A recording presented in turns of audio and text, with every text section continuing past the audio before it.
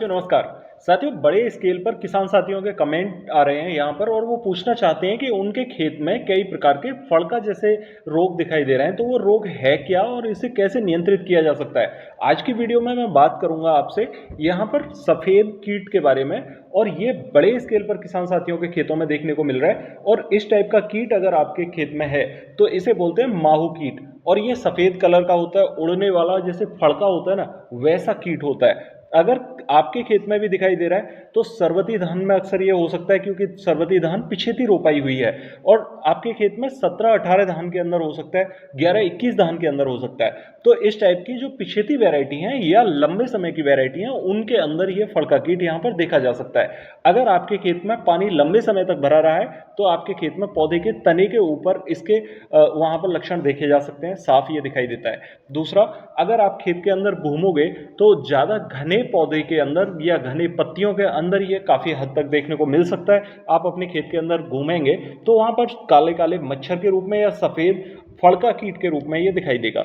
आपके पौधे में कालापन भी इससे दिखाई देता है, वो होता है फड़का कीट का मल।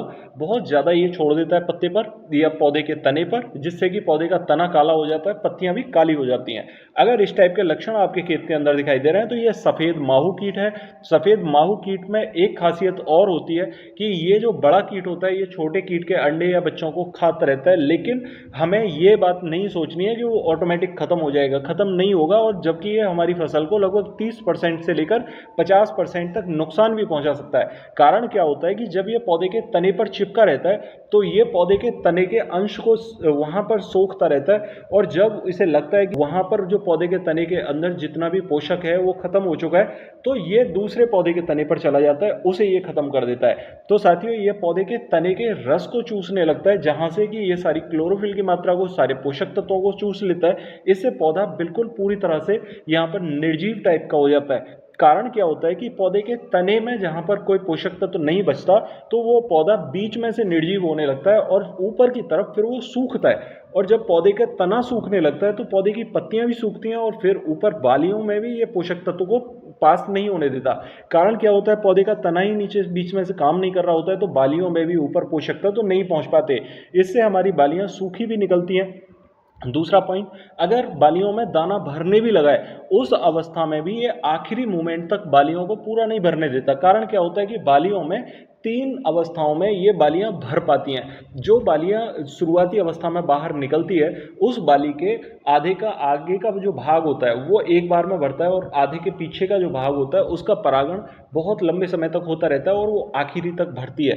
तो कारण क्या होता है कि अगर हमारे पौधे से पोषक तत्व तो मिलता रहेगा तो वो लास्ट तक भरेगी पूरी बाली, और यदि हमें हमारे पौधे को पोषक नहीं मिल पाता तो वो बाली आधी से नीचे खाली रह जाती है और उसमें दाने काले भी पड़ जाते हैं। परागण ना होने के कारण दाने भरते भी नहीं है।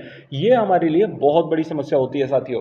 तो आपको यहाँ पर ध्यान देना होगा कि अगर भूरा माहू आपके खेत के अंदर है तो उसे खत्म करने के लिए आपको बहुत जल्दी से एक्टिव होना होगा। दूसरा एक पॉइंट मैं आपको बता दूं, अगर आप ये सोच रहे हैं कि हमारा धान अब लगभग पीला पड़ने लगा है और पीला पड़ने की अवस्था में भी भूरा माहू आ रहा है, तो मैं आपको बता दूं कि ये बहुत जल्दी से हॉपर की स्टेज में भी ले जाता है धान को, यानी कि एक रात में खेत को खत्म होने के कगार पर पहुंचा देता है। इससे क्या होता है कि हमारे धान में जो वजन बनना चाहिए वो वजन नहीं होता, चमक बननी चाहिए वो चमक नहीं बन पाती, और जो हमारे धान का भराव होना चाहिए था वो नहीं हो पाता, और धान हमारा काला तो होता ही है, उसके साथ थोथा भी हो जाता है। तो आपको विशेषकर ध्यान देना होगा, अगर भूरा माहू आपके खेत के अंदर है तो उसे आप कंट्रोल करें। खासकर आप सरवती धान के साथ में 17-18 और 11-21 में गौर से इसे देखें। रूसी धान में भी ये काफी हद तक देखने को मिलता है। अब यहाँ पर बात कर लेते हैं, क्योंकि बहुत सारे किसान साथी यहाँ कहते हैं कि उन्होंने बहुत सारे उपाय किए हैं लेकिन इसका कोई सॉल्यूशन नहीं हो पा रहा है। तो मैं आपको आज कुछ सॉल्यूशन बताऊंगा जो कि भूरा माहू को खत्म करने के लिए बहुत अच्छे सॉल्यूशंस हैं। यहाँ पर आप सबसे पहले लेंगे इमिडाक्लोपिड। इमिडाक्लोपिड आप 30.5% में लीजिए, और कितनी दवा की जरूरत है, 50 ml से लेकर 70 ml दवा की। अगर आपने 50 ml से 70 ml दवा अपने 1 एकड़ जमीन में स्प्रे कर दी है तो आप यकीन मानिए भूरा माहू आपके खेत से तुरंत कंट्रोल हो जाएगा, और ये बहुत जल्दी से कंट्रोल होगा। ठीक है, बहुत सारे किसान साथी यहाँ पर इमिडाक्लोपिड छोड़ के दूसरी दवाओं का उपयोग करना चाहते हैं, चाहे वो उनके क्षेत्र में ना हो, इस वजह से हो सकता है। तो देखिए, दूसरी दवा आप उपयोग कर सकते हैं फिप्रोनिल। फिप्रोनिल में आप 5% फिप्रोनिल लीजिए 500 ml दवा, और 500 ml को आप 1 एकड़ में स्प्रे कर दीजिए, वो बढ़िया काम करेगी। ठीक है, बहुत सारे किसान साथियों ने फिप्रोनिल का भी उपयोग स्प्रे के माध्यम से किया है, लेकिन वो आपने पहले यूज़ किया है। अब जब भूरा माहू आपके खेत में दिखाई दे रहा है तब आप इसका उपयोग करेंगे तो आपके खेत में ये बिल्कुल 100% कंट्रोल करेगा। ठीक है, बहुत सारे किसान साथी यहाँ पर यूज़ करना चाहते हैं पाइमेट्रोजिन। पाइमेट्रोजिन में आप 50% ले लीजिए और 120 से 130 ग्राम प्रति एकड़ के हिसाब से आप स्प्रे कर दीजिए, बहुत बढ़िया रिजल्ट देगी। साथियों, जिन भी किसान भाइयों ने यहाँ पर फिप्रोनिल का यूज़ कर लिया या इमिडाक्लोप्रिड का यूज़ कर लिया या इसके साथ में वहाँ पर कोई दूसरी दवाओं का यूज़ कर लिया है और वो बिल्कुल थक चुके हैं, तो मैं आपको एक नई दवा बताता हूँ जिसके माध्यम से आप इसमें बहुत अच्छे रिजल्ट ले सकते हैं। स्पेशली ये सफ़ेद माहू को ख़त्म करने के लिए डिज़ाइन की गई है।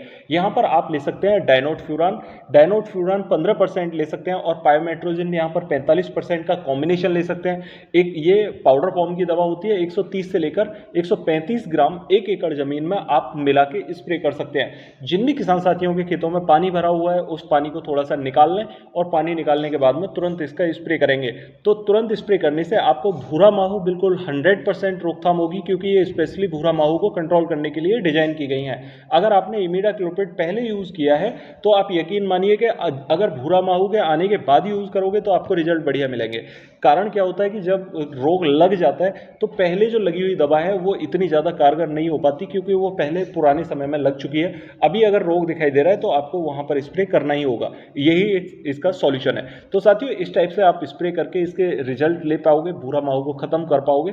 और यहाँ पर यदि आपको वीडियो ठीक लगा हो तो लाइक ज़रूर करें, वीडियो को दूसरे किसान भाइयों के साथ शेयर ज़रूर करें, क्योंकि वो भी इसका लाभ उठा सकते हैं। साथियों, यदि आप चाहते हैं कि ये चैनल इसी टाइप से ग्रोथ करता रहे तो चैनल को सब्सक्राइब करना बिल्कुल ना भूलें, और यदि आप चाहते हैं कि ये वीडियो इसी टाइप से आगे बढ़ती रहे तो दूसरे किसान साथियों के साथ में ज़रूर शेयर करें। मिलते हैं अगली वीडियो में, तब तक के लिए नमस्कार किसान साथियों।